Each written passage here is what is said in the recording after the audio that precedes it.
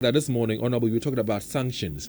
Sanctions must apply to members of parliament who misconduct themselves, do not do the right thing, especially when they are not representing their constituents very well and all that. You've talked about diplomacy as well. As the electorates, can we also sanction these members of parliament in the way we vote? Can we vote when, for example, this is an election year, we have 18 more days to go. Can we vote in a way that will teach lessons to members of parliament not to take us for granted anymore? Well, sure. I believe that that's the essence of voting periodically.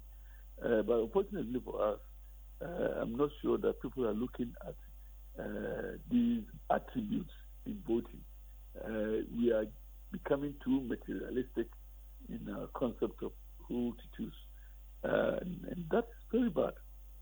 We will sleep and wake up one day and get an assembly of people who have maybe clandestine interests, assuming leadership and changing the rules and laws to support such clandestine activity.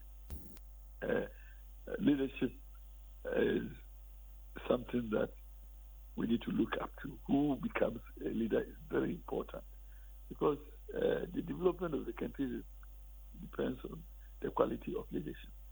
And if we are voting because somebody has money to give me, and so let me not even consider his attributes, his qualifications, his background, his interests.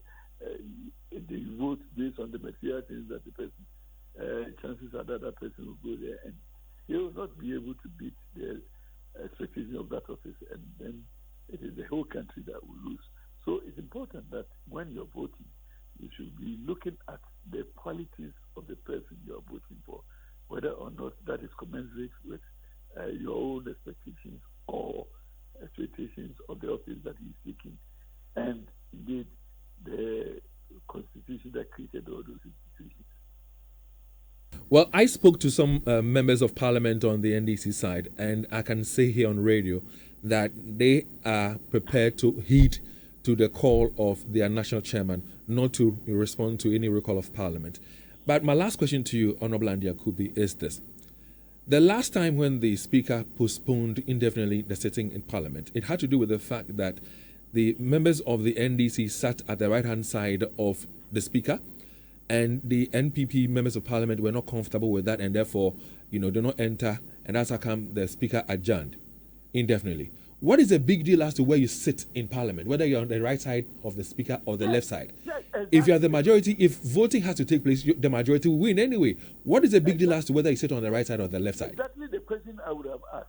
And indeed, if you followed me through that impasse, I had even suggested that if COVID didn't do anything good at all, it did give us the opportunity to conference on IT, Zoom meetings and the like. So I even suggested that if it is if we are finding difficulty in identifying sitting positions, at least we can even have our meetings on Zoom so that we can deliberate on the issues that are pending using the Zoom platform and move forward, because it is not wholesome for us to think that because we cannot agree on where to sit, government business will collapse. I mean, that's bad. So if the disagreement is only on where to sit, let's separate from our various offices and homes on a Zoom platform and work for Ghana, because there are people who live in Ghana and work in the U.S. and they work every day. There are people who work in Australia while they live in Ghana. So we can use the same platform if we have this difficulty. But again, I am very disappointed that parliamentarians cannot meet and just have an agreement on just a position to a place to sit. That challenges, our integrity as leaders.